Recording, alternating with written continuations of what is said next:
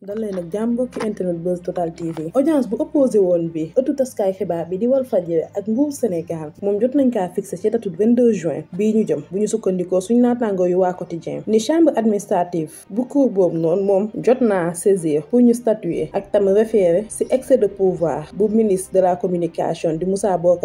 jot a def ba jël mesures yi nii suspendre signalu Walf TV ci diiru weer maanaam 1er juin ba 1er juillet 2023 groupe de presse bi di Walfadjri ñoom dañoo bëgg pour ñu suspendre décision boobu ñu jël ci seen tayeefu bakkan ndax ñoom waa Walfadjri jàpp nañ ni décision boobu noonu dañ ko jël arbitrairement te ñuy toog di xaar pour ñu annuler boobu la décision définitivement ci wàccaayu tabaski 2023 kii di Amadou Ba nekk premier ministre nekkaale tam ministre de l'élevage et des productions animales tey ci samedi gi lay tàmbale ab visite ci marché de bétail yi nga xam ni jur gi fa lay gën a bëri ca Sandiara la koy dooree te nekk ci département bu Mbour ca Touba Toul ak Sewexaay yu nekk ci département yu Thiès boobule visite dana tax ba kii di ministre de l'élevage en même temps premier ministre mu def le point tënk ci approvisionnement marché gi maanaam ndax ren marché bi dana bëri xar wala xar yi dana manqué teg ci te indaale ndimbalu nguur gi ci ñu nga xam ne ñooy yëngu ci wàllum njóor poste ak commissariat de police yu Pikine ak yu Guédiawaye ñoom ñu ngi fees dell ak ay plainte yu ay victimes yu nga xam ni ci pillage ak yàq gu fi jotoon a am 1er ba le 3 juin yi ñu jógee ca manifestation yi buñ sukkandikoo suñu naataangoo yu waa quotidien waa police jot nañoo def ay descente te ay appartement yu nga xam ni ñu doon